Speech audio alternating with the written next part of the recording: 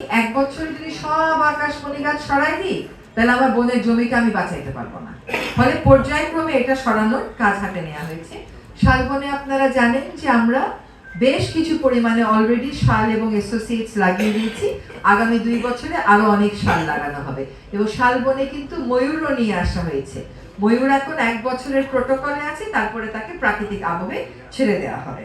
চুনতিতে কাজ খুবই ডিফিকাল্ট, কারণ ওখানে বালুমহল আছে।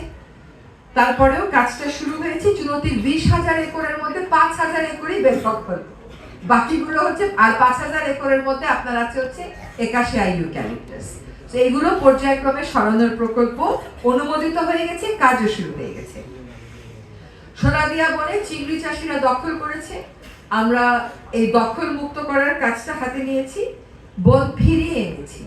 যে 700 একর বন দেয়া হয়েছিল প্রশাসনের কর্মকর্তাদের ট্রেনিং এর জন্য, সেটাকে ফেরত আনা হয়েছে বন বিভাগের কাছে। কক্সবাজারে বাফুফে ট্রেনিং সেন্টার, সেই বনটাকে ফেরত আনা হয়েছে বন বিভাগের কাছে।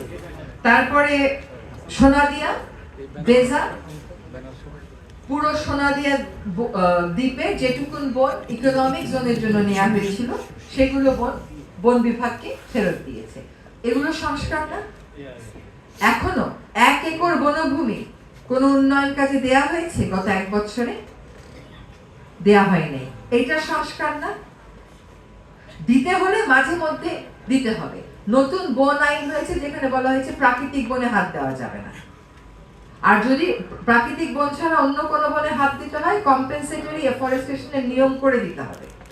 এটা সংস্কার না?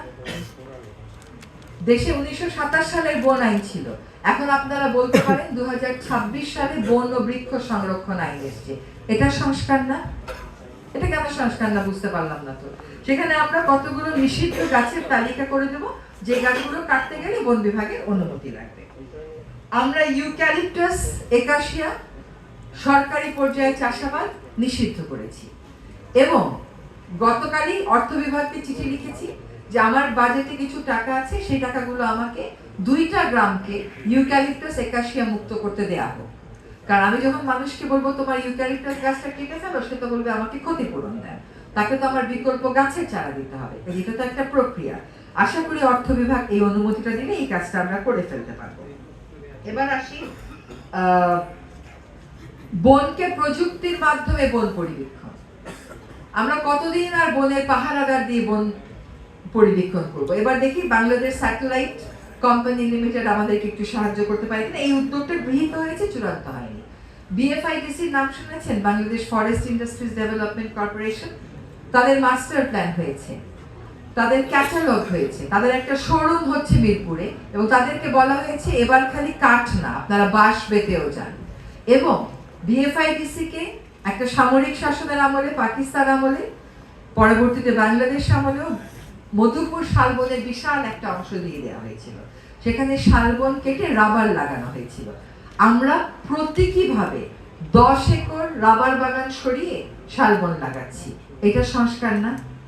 এটা হচ্ছে জীববৈচিত্র্যের উপর নির্ভরশীল ফরেস্ট ইন্ডাস্ট্রি করা, এটার পদক্ষেপ হিসাবে। গতকাল আপনারা দেখেছেন যে 88টা বন মামলা মধুপুরে প্রথাগত বনবাসীদের বিরুদ্ধে, গারদের বিরুদ্ধে দায়ের করা বন মামলা প্রত্যাহার করা হয়েছে। এটা সংস্কার না? এগুলো হয়রানিমূলক মামলা ছিল। বন বিভাগের মামলার সংখ্যা কত জানেন? 20 থেকে 25,000, গাছের চেয়ে মামলা বেশি। এখন সেটার তালিকা করা হয়েছে, সেখানেও বন বিভাগকে নির্দেশনা দিয়ে যেতে পারবো যে আপনারা যেই মামলাগুলো গাছের বাকল তুলছে, গাছের ডাল কাটছে, এটারও মামলা আছে। অথচ ওদের কর্মীদেরকে মেরে ফেলে, ফরেস্ট অফিসারদেরকে মেরে ফেলে, সেই মামলায় আসামিরা জামিনে ঘুরতেছে। প্রায়োরিটি বলে আসলে কিছু নেই। সেখানে এই কাজগুলো আমরা করছি। এবং মধুপুরের প্রথাগত বনবাসীদের ভূমির অধিকার সহ অন্যান্য আরো 5টা, মোট 6টা অধিকার স্বীকৃতি দেওয়ার জন্য জেলা পর্যায়ে, উপজেলা পর্যায়ে কমিটি গঠন করা হয়েছে। হাইকোর্টের আদেশের আলোকে তারা অধিকারগুলো স্বীকৃতির কাজ শুরু করেছে। এটা সংস্কার না? আচ্ছা, এবার একটু আসি গাছে পেরেক তোলা। আমাদের নতুন আইনে কিন্তু গাছে পেরেক তোলার বিরুদ্ধে ব্যবস্থা আছে এবং এইটা পেরেক তোলার বিরুদ্ধে অভিযান বন বিভাগ ইতিমধ্যে শুরু করে দিয়েছে। সামাজিক বনায়নে গাছ কেটে ফেলে, সামাজিক বনায়ন বিধিমালা লেজিসলেটিভে আছে, ওইটা পাস হলে প্রাকৃতিক বনের সামাজিক বনায়ন করা যাবে শুধুমাত্র বনটাকে ফেরত আনতে, গাছ কিন্তু আর কাটা যাবে না। ফলে গাছ কেটে যে বাণিজ্য সেটা মোটামুটি 80% এখানে শেষ হয়ে যাবে, কারণ সরকার আর এটা করতে পারবে না। প্রাকৃতিক বনের বাইরে রাস্তার পাশে যখন গাছ লাগানো হয় ওইটা হয়তো প্রয়োজনে কাটতে হতে পারে, কারণ হচ্ছে রাস্তা এক্সপানশনের দরকার আছে, সেখানেও কম্পেনসেটরি এফরেস্টেশনের কথা বলা হয়েছে।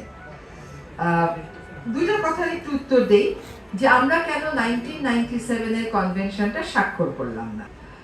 The 1997 UN Convention on the Law of the Non-Navigational Uses of International Watercourse, শোনেন, does not have its own permanent dedicated secretariat.